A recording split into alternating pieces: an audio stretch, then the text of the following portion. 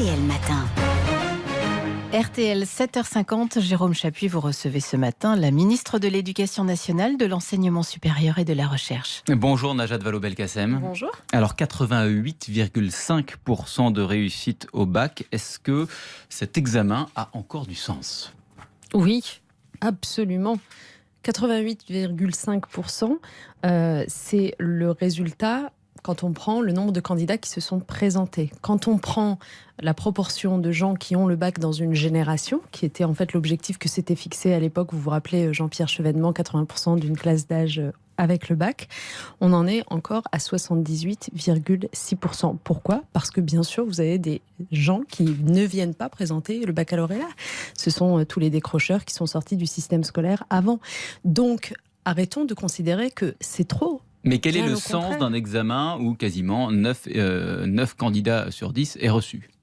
Mais d'abord, cet examen, vous savez que c'est un bagage absolument indispensable pour continuer votre vie. Nécessaire mais pas suffisant. Nécessaire mais pas suffisant, absolument. Mais enfin, une condition quasiment sine qua non, pour employer un langage un peu particulier, parce qu'aujourd'hui, on sait bien que nous sommes dans une société, dans un monde économique, un marché du travail qui valorise énormément le diplôme. Et donc, réfléchissez, je le dis souvent aux observateurs qui demandent si on n'a pas trop de bacheliers, réfléchissez aussi en pensant à vos propres enfants. Est-ce que vous aimeriez que vos enfants ne soient pas mis dans les meilleures conditions du monde pour avoir le bac, compte tenu de ce que ça conditionne ensuite? C'est l'examen qui va permettre d'entrer, par exemple, à l'université, dans l'enseignement supérieur. Alors justement, avant de parler de l'université, vous voulez toiletter le bac, vous le dites ce matin, il y a trop d'épreuves au baccalauréat ?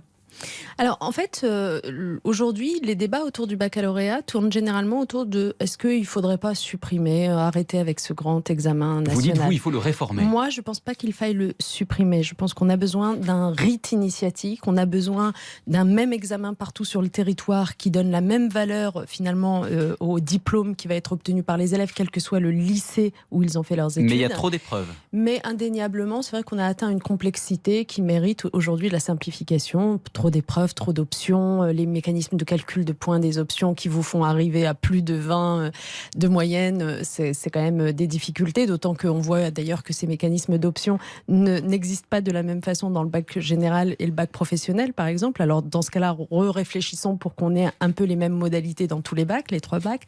Bon, voilà, donc c'est pour ça que je trouve que c'est une discussion intéressante à avoir. Mais Qui doit se faire quand ?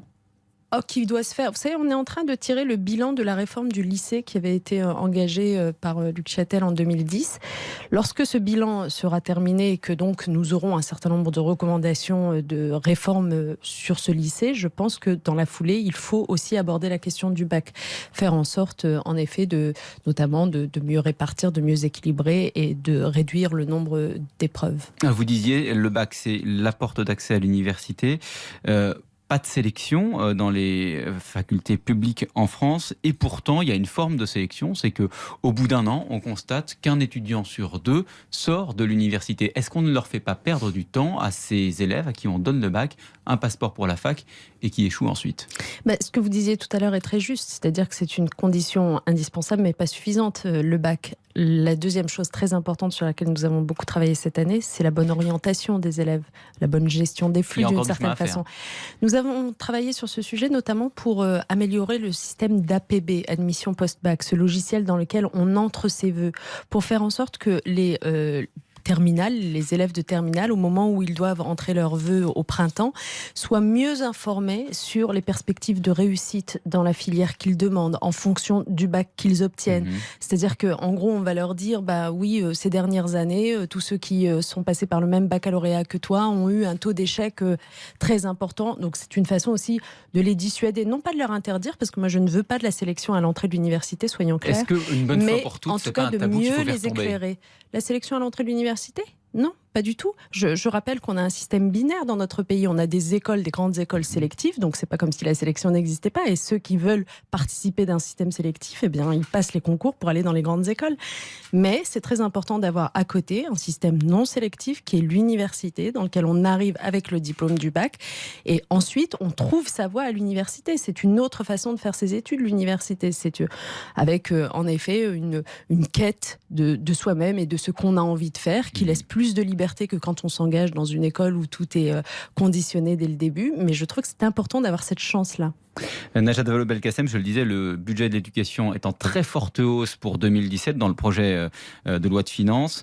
Ça va servir notamment à embaucher plus de 11 700 personnes dans l'éducation nationale pour la rentrée. Comment est-ce que vous allez les recruter ? 11 700 personnes, c'est complètement inédit.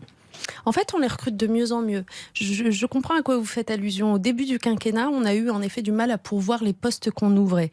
Il ne faut pas s'en étonner parce que nous arrivions après des années d'assèchement de l'éducation. Souvenez-vous, les 80 000 postes qui avaient été supprimés par la droite, le fait qu'on avait fait disparaître la formation des enseignants, qu'on avait gelé les salaires des enseignants.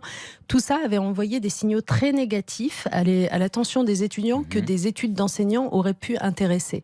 Et du coup, on est arrivé en 2012, on a ouvert plein de postes, mais en fait, les gens ne sont pas venus parce qu'ils étaient restés sur ces signaux très négatifs. Et il a fallu bien 2-3 ans pour que, enfin, les jeunes gens entendent cet appel de notre part. Et aujourd'hui, depuis 2 ans en particulier, les concours font le plein. Il y a toujours ici ou là une discipline qui va être plus déficitaire que les autres. Je veux dire, prenons par exemple les mathématiques. Indéniablement, on est concurrencé dans l'éducation par d'autres métiers que les ingénieurs gagnent à exercer. Et donc, c'est à nous aussi de rendre nos métiers plus attractifs. Donc, vous n'aurez aucun mal à recruter quasiment 12 000 personnes. Non, honnêtement, ça marche plutôt bien. Les concours viennent de rendre, là, et on voit que ça marche plutôt bien. Et donc, les 60 000 postes dans l'éducation que François Hollande avait promis en début de quinquennat seront tenus d'ici la fin du quinquennat. J'ai une toute dernière question, Najat Vallaud-Belkacem. Ce soir, à la Mutualité à Paris, Emmanuel Macron tient un meeting. Est-ce qu'on peut être à la fois ministre et faire comme ça un tour de piste pour la présidentielle ?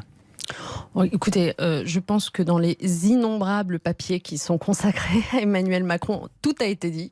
Donc je crois que je n'ai pas de commentaires à rajouter. À votre place, l'un de vos collègues cette semaine, la semaine dernière, Matthias Fekl, disait on ne peut pas être à la fois dedans et dehors. Oui, mais enfin, j'allais dire, tant de personnes l'ont dit que est-ce utile de le répéter ? Non, voilà, je crois vraiment que si on consacrait, je vais vous dire ce que je pense, le fond de ma pensée, si on consacrait ne serait-ce qu'un tiers du temps, de l'énergie et de l'encre qu'on fait couler pour commenter les aventures d'Emmanuel Macron, si on consacrait tout cela à expliquer ce que fait ce gouvernement pour les Français, je pense qu'on résoudrait au moins la moitié de la crise démocratique qui est la nôtre. Mais voilà, c'est dit. Merci Najat Vallaud-Belkacem d'avoir été avec nous ce matin.